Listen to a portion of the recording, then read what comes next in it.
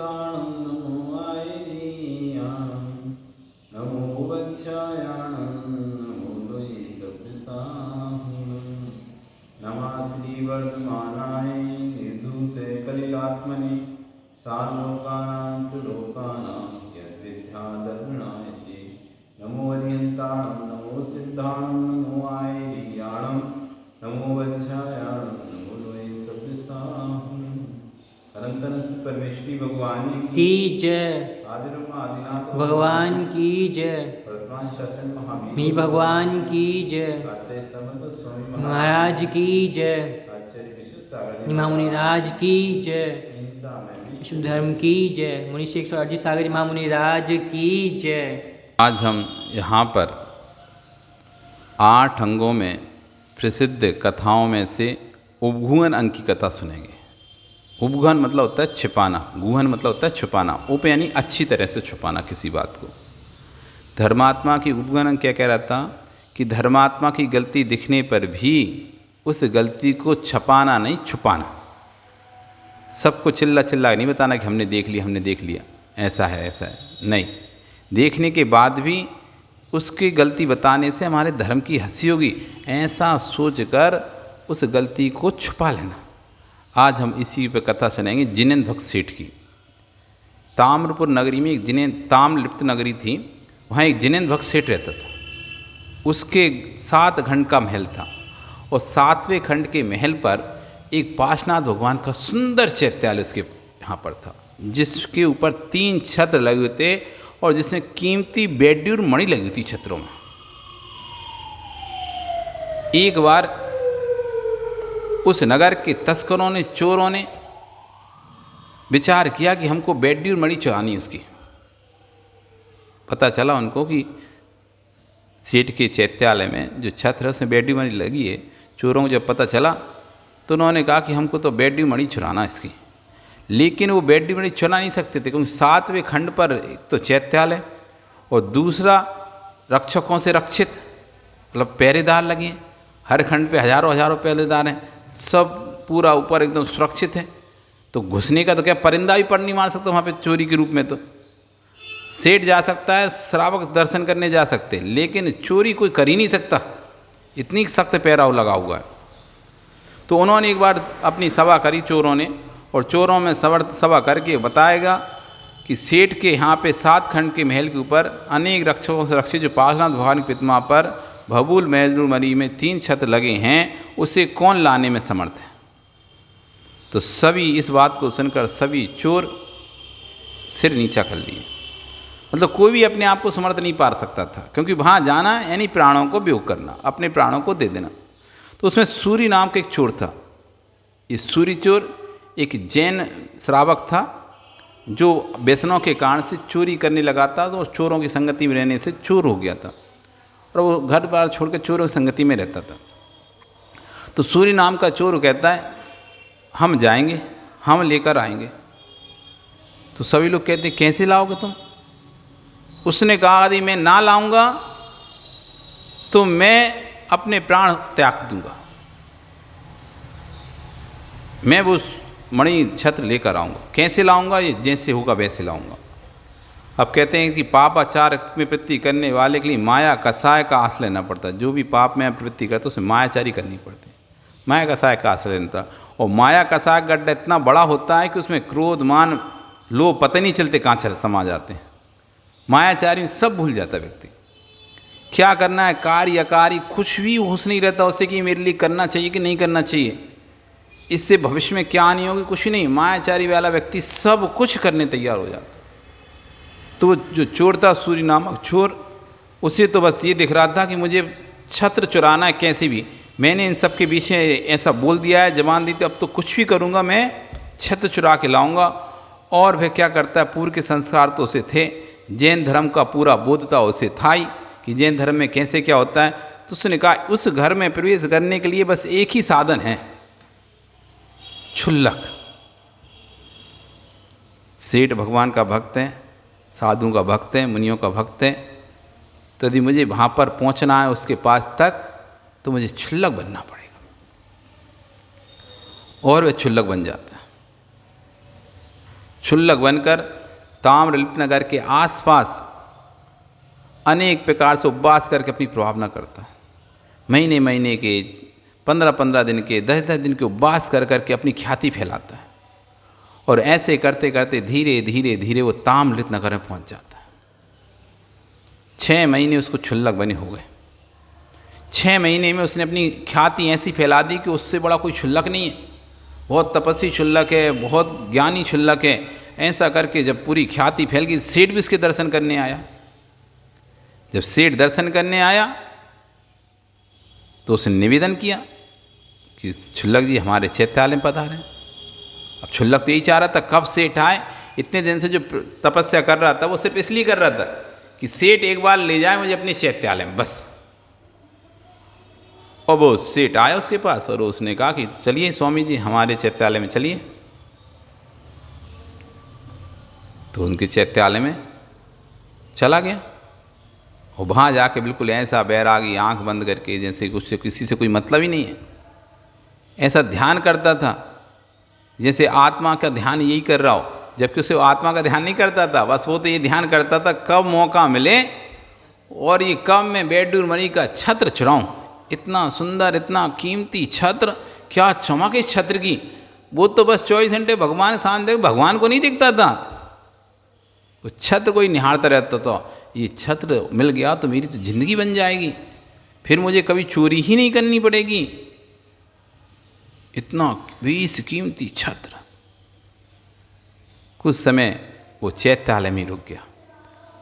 सेठ जी भी धर्मात्मा तो थे और क्षुल्लक जी पर उनको भी विश्वास हो गया, उनकी तपस्या देख कर, उसकी साधना देख के, ध्यान देख कर। तो क्योंकि आजकल लोग बहिरंग साधना पर जल्दी विश्वास करते हैं, अंतरंग साधना किसकी है या नहीं इनको उसको मतलब नहीं रहता उन लोगों को। बहिरंग साधना देखते हैं, अरे अच्छा बाहर बैठा है, सबके सामने आँख बंद करके बैठा है, बड़ा ध्यान कर रहा है। अंतरंग उनको पता नहीं कि ध्यान काय का कर रहा है, वो विषय का ध्यान कर रहा है कि आत्मा का ध्यान कर रहा है। तो सेठ भी प्रभावित होगा उनसे, और सेठ के अंदर तो गुण ही था। गुणी जनों को देख हृदय में मेरे प्रेम उमड़ आवे, बने जहाँ तक उनकी सेवा करके ये मन सुख पावे। इस भावना को लिए सेठ रहता था तो उन्हें तो और उस पर स्नेह उमड़ रहा था और उनकी सेवा करते। और उसने कहा नहीं महाराज अब तो आप यहीं चातुर्मास करें। क्षुल्लक जी क्या बोला, यहीं चातुर्मास करें। क्षुल्लक को तो बस मौका चाहिए था, कैसे भी मैं रुक जाऊं यहाँ पे, तो ना अनुमति दी थी, ठीक है हम यहीं चातुर्मास करेंगे। अब एक दिन क्या हुआ कि सेठ को अपने कार्य के लिए, धन संपदा व्यापार अर्जन के लिए बाहर जाना था। तो वो बाहर जाना था तो अब वो क्षुल्लक को ये थोड़ी ना बोलेगा कि नहीं आप जाओ हम बाहर जा रहे चैत्यालय बंद करके। तो क्षुल्लक जी को बोलता है कि क्षुल्लक जी आप यहाँ पर रहिए, हम बाहर जाते हैं, आपकी देख रेख में श्रावक लोग इस चैत्यालय की वंदना पूजा करेंगे और आप यहाँ पे धर्म साधना कीजिए। ऐसा कहकर वो निकल जाता है। और वो क्षुल्लक तो चाह ही रहा था, जो चोर था, जो क्षुल्लक बन गया था, सूर्य नाम का चोर, कि जाएँ। तो वो भी बड़े मधुर भाषण में कहता है सेठ जी आप निर्विकल्प रहिए और अच्छे से जाइए, व्यापार कीजिए, हम जब तक यहाँ पर हैं आपको किसी प्रकार की कोई चिंता करने की ज़रूरत नहीं। तो सेठ जी और निश्चिंत हो गए कि चलो अब क्षुल्लक जी ने बोल दिया है तो कम से कम आप टेंशन फ्री हैं, कितना कीमती छत्र चमर आदि ये। तो फिर वो चला जाता सेठ चला जाता है और बाहर नगर के बाहर जाकर शाम को डेरा डाल देता है। सुबह यात्रा करेंगे ऐसा सोच के नगर के बाहर ही वहाँ से निकल जाता है, नगर के बाहर डेरा। अब जो चोर इतने समय से इंतजार ही कर रहा था कब मुझे मौका मिले, कब मैं अकेला हूँ, आज उसको मौका मिल गया। वो सोचता कि आज ही रात को काम करना है, बस अब और ज़्यादा इंतजार नहीं कर सकते।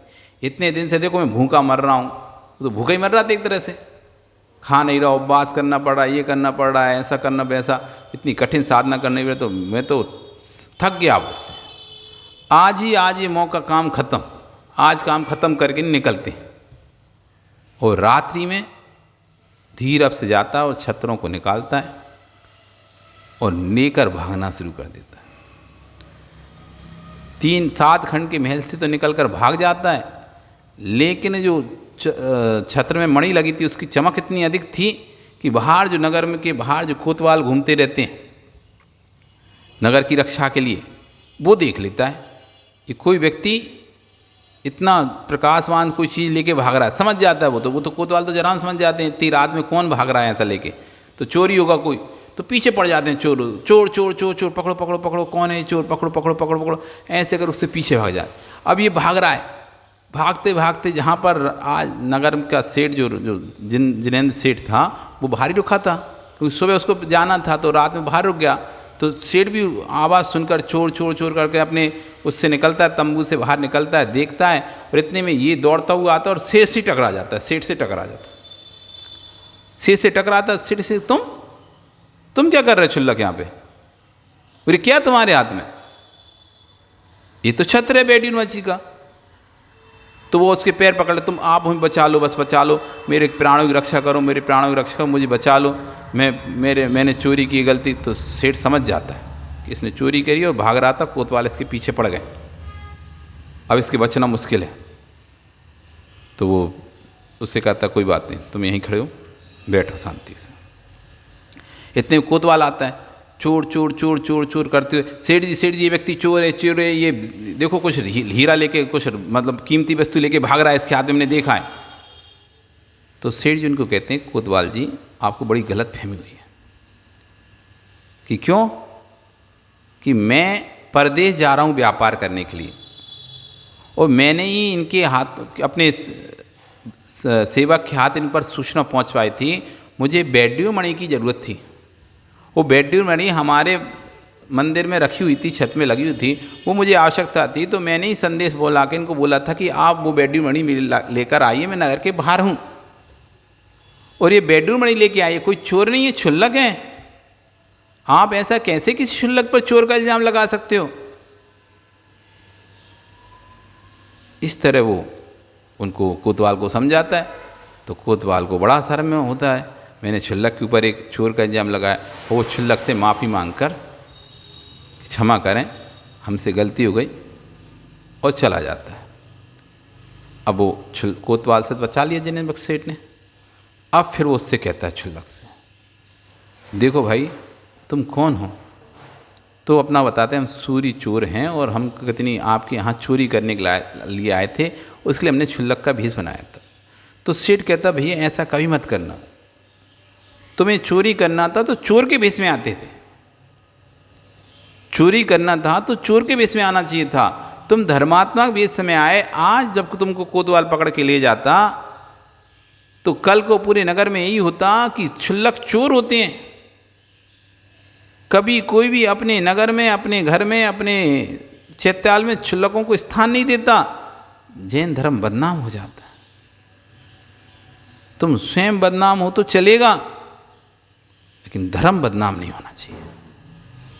स्वयं बदनाम हो तो चल जाएगा, लेकिन धर्म बदनाम नहीं होना चाहिए। मैंने तुम्हें नहीं बचाया, ध्यान रखना, बोलता है सेठ उसको, मैंने तुम्हें नहीं बचाया, तुम ये मत सोचना कि चोर को बचाया है, मैंने अपने धर्म की रक्षा की है। क्योंकि आज तुम पकड़े होते तो पूरे नगर में जैन धर्म की बदनामी होती कि सेठ ने विश्वास करके क्षुल्लक को रखा और क्षुल्लक चोर निकला। लोग यही बोलते क्षुल्लक चोर निकला, कोई ये नहीं कह रहता कि चोर चोर था, सब यही बोलते क्षुल्लक चोर था। वैसे क्षुल्लक की बदनामी हो जाती, जैन धर्म की बदनामी हो जाती, इसलिए मैंने तुम्हारी रक्षा की। ये है उपगुहन अंग। उपगुहन अंग का पालन वही कर सकता है जिसे धर्म दिखता होगा। जिसे धर्म दिखेगा वही उपगुहन अंग का पालन करे, जिसे धर्म नहीं दिखेगा वो उपगुहन अंग का पालन नहीं कर सकता।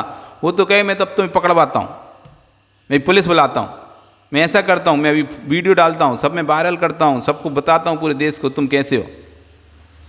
लेकिन उपगुहन अंग का पालन करने वाला कहेगा नहीं, तुम अपने आप में सुधार करो, तुम्हारे कारण पूरा धर्म बदनाम हो जाएगा।